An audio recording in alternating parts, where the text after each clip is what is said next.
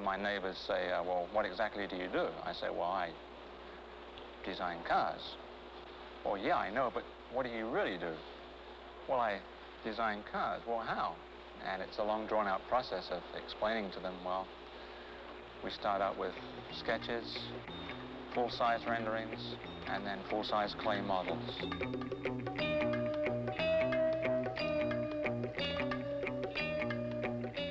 Well, I think the average person doesn't really understand what a designer is. There are a lot of preconceived notions of what a designer is, and a lot of people think there's some sort of a fruitcake that runs around designing curtains and picking out fabrics and so on, but the design business is a rather all-encompassing job now. You're a half-baked engineer, a half-baked artist, a half-baked jeweler, a half-baked... you're a lot of things. You've got to be able to do a little bit of everything, and also your main job, which is aesthetics. The designer is his own man. What he does, what he feels, what turns him on or off are all part of a process essential to the development of every Ford product.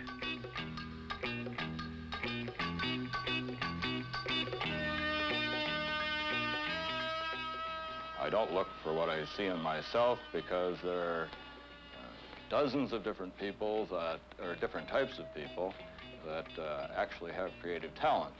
Their personalities are different, their hobbies are different. I don't think anybody can walk down the street anymore without getting excited, especially designer. Myself, I know that there's so many things to look at, so many things to hear now that you can't ignore it. It's all over.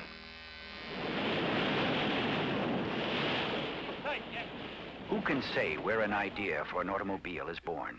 What feeds the creative mind, the searching mind of Ford designers who are designing all the time, growing, learning, making the connection between their life and their work? A designer is inherently dissatisfied with things the way they are. That's why he's a designer. So you're constantly recreating what you're doing as you do it.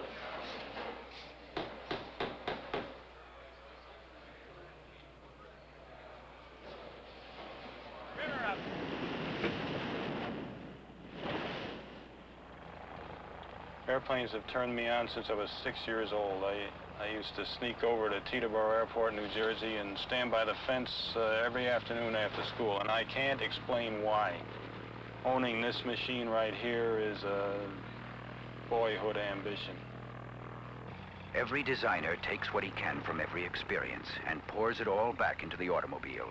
That's what the design business is all about, and the designer. Sooner or later, the car comes first, because it must, and the good designer knows it. I'd rather design cars, because that's what I am. I am not an airplane designer. Airplane designers are mathematicians, they're engineers, it's a science. Car design, to me, is an emotion. That's me. That's my life, the automobile.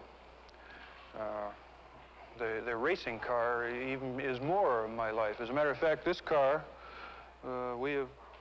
is a proposal for a racing vehicle to be raced by Ford Motor Company. I don't know whether we'll ever realize its actual usage on the racetrack or not. However, in lieu of that, I've decided, and I have, built my own car. It's the thing that I do. It's something that I guess I was born with. It's a mid-engine car, powered by a Lotus Cortina Ford double overhead cam engine. The car is capable of 150 miles an hour. It's only 40 inches high. It's a beautiful red. I would say it's an extension of myself.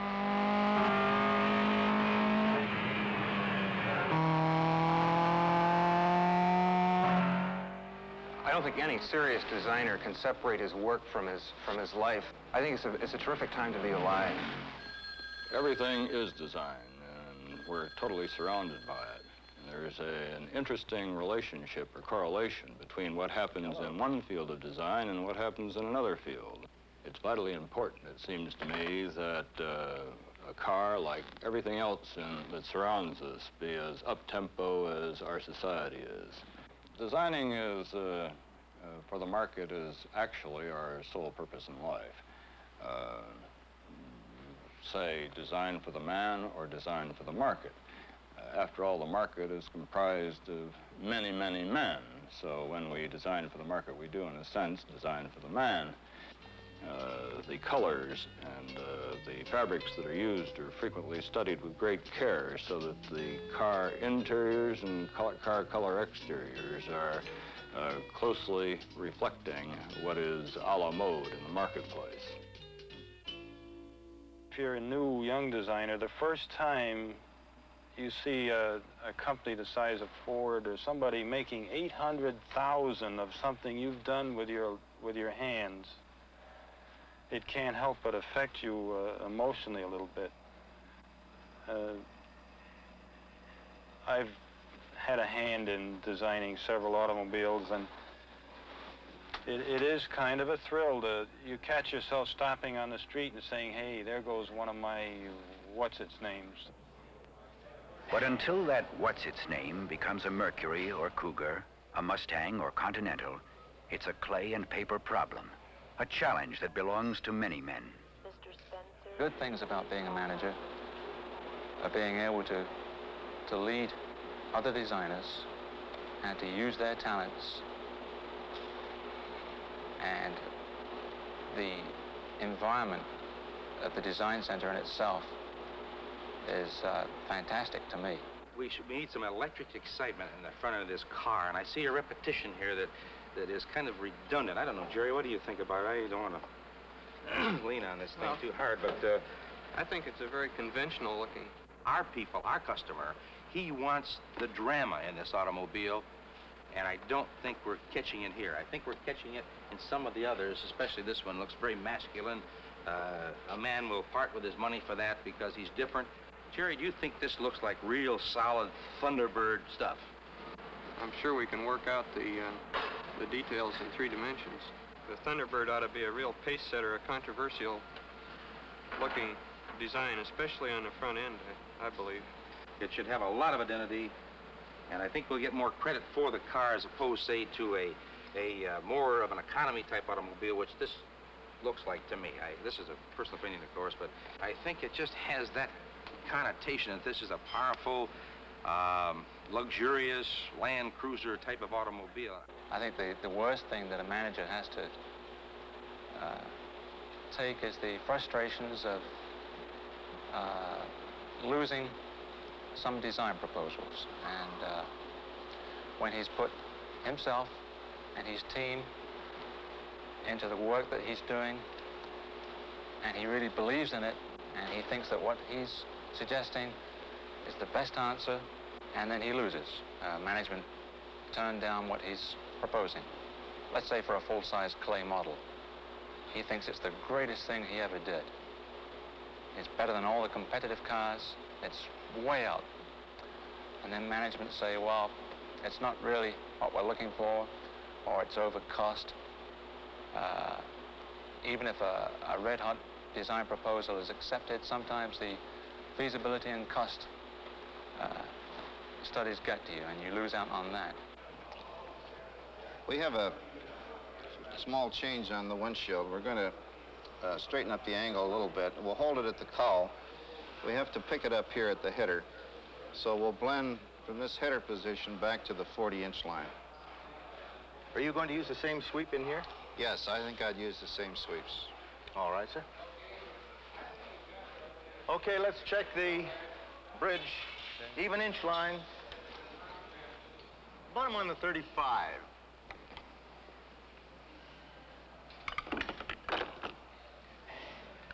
Set the station at 0.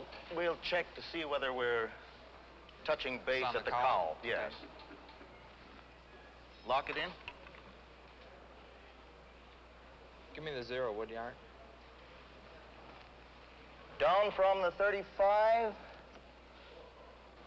11:22. Okay. Swing it over to 10. The one underlying thing that is common to all of them is an ability to not only create time and again, but if in the rejection process, for him to be able to bounce back and have at it again without, for example, going into a 2-week blue funk is of vital importance. And that's the thing that really separates the amateur from the professional.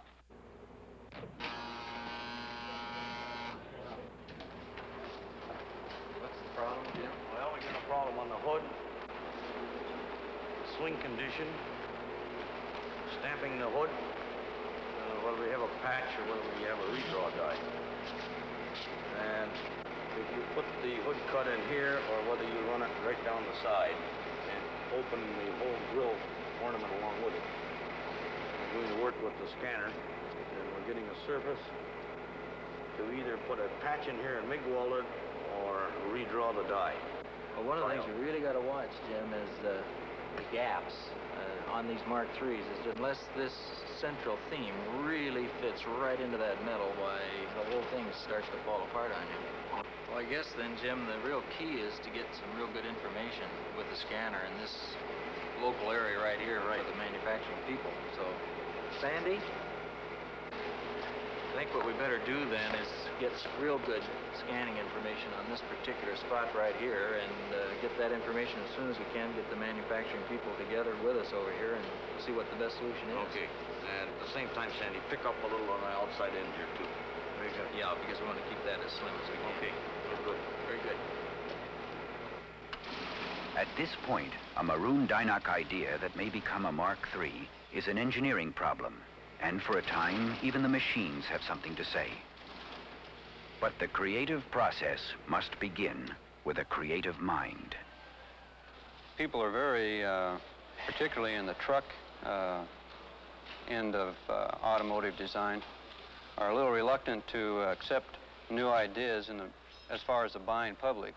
They're strong to stick with the old standbys, so when you do add something new to your vehicles, you have to kind of add it in very slowly. And that's why possibly the evolution of trucks is a little slower than automobiles. We're concerned with strength and rigidity, which people will be looking for who are going to use this vehicle, because it's specifically used for getting out into the woods and getting across heavy obstacles that's in its way. One of the things that I'm trying to do to emphasize this is its rugged character would be using a lot of very strong, heavy horizontal lines through the body. I'm a graduate trainee.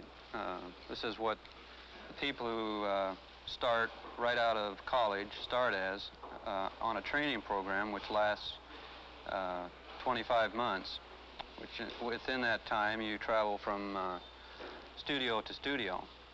You have 5 studios you're in, and this way they feel that they accustom you to all of the different realms of automotive design, so you're not a specialist in one particular studio. The non-specialist who goes to work for Ford ends up doing everything in a dozen studios on 1,000 square yards of specialization, sometimes not even designing cars. I don't think you sell very many cars right off the floor of an auto show. I mean, literally, of course you don't. If we can make an auto show visitor leave that Coliseum or that amphitheater and think that he's seen an exciting, upbeat display from the Ford Motor Company, then we've sold a car. One recent development that looks like it has a lot of potential to us is laser light. And people, this is such a wild new thing. It's like discovering a whole new kind of light. When I can find something new that nobody did before, that's visual and that it's simple, you see, then that's the best thing I can do. That's exciting for me. Exploring other areas in design is a beautiful part of working in home products. A car basically has 4 wheels, and it has a configuration. In home products, the packages change on every item that you work on. In today's design, we ask the question, why does a thing have to be that big? What is it supposed to do? What kind of reaction is the buyer supposed to have when he looks at it? I guess it hasn't changed really from the day I started working here. It's a real challenge to continue coming in and working day after day and coming up with new ideas, but this challenge keeps one young. The creative challenge that makes the designer young can also take a sleek fiberglass idea of tomorrow and make that happen too. In any other studio, when we're doing a car, we have to be concerned about basic package requirements. Do the people fit inside? Does the engine fit inside? Do we have a certain amount of trunk space? In this studio, we didn't worry about any of these requirements. We were just interested in an exciting, dramatic form. We explored forms without wheels. We explored forms without direction. And I think it's interesting that in spite of our freedom, we seemed to like those shapes which looked most like cars. Our procedure was to do a small model without limitations, and then to go on into a full-size model like this one, in clay. When it was the way we liked it, then we'd have it cast in fiberglass like this car. I think this lack of any kind of control has helped us come up with some ideas and concepts that I don't think we would have done. I'm sure we wouldn't have done if we had been controlled in any way. Well, we've been into this now 6 or 8 months, and I like the, you know, the product of this effort. I think that it shows signs of being very, very useful. It's been very useful, and it's an interesting sidelight is that it's all of us have our pet ideas we've been carrying around for years. Yes, this is. And we've all had a chance to try them and find out if they're really that good or not. And I think this is a great area for people to kind of go through the loosening process and kind of exercise that freedom of expression, which is so important to the creative person. Form can be almost like a religion. You'll either believe in it or you don't. I sometimes think of a car as an object related to sculpture, the sculpture that I do, the sculpture that I see. And for all of my life, I think I've been influenced by movement. And of course, the lines in automobiles, they reflect this a great deal.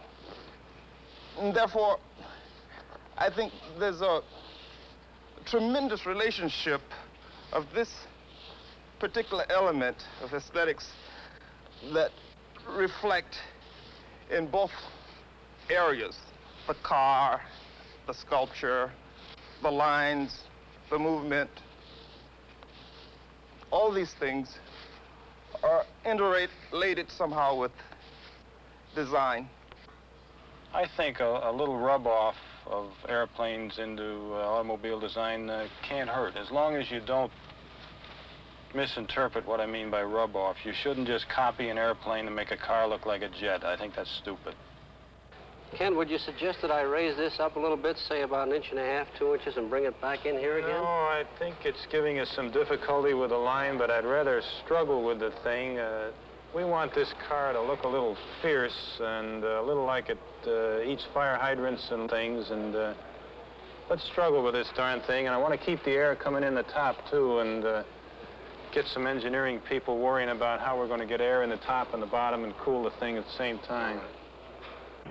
This morning, I thought we could discuss this theme car from the standpoint of whether the content is evolutionary enough to be accepted by the public as the next generation of Mustangs, or whether it's such a departure that it wouldn't be accepted or recognized as one. Well, I think it probably would be, Don, but I think that it's more important that you start with the beginning. Will people fit in it? What did you use for a package?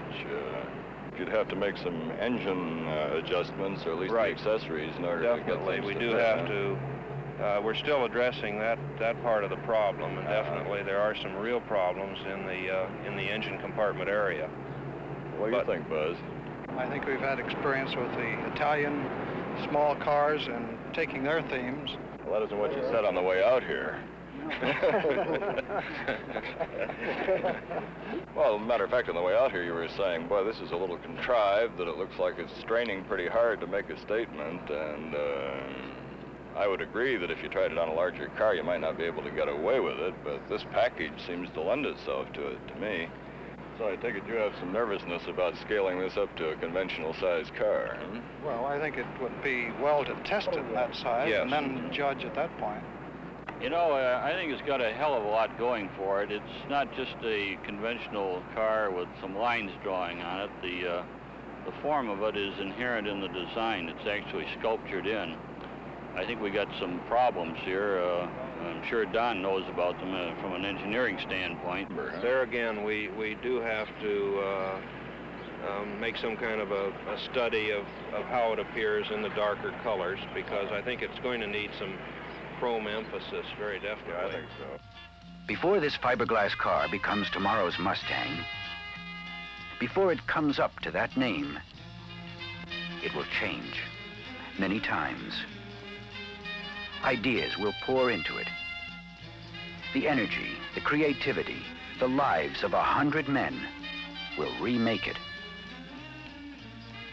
And it will be a Ford product.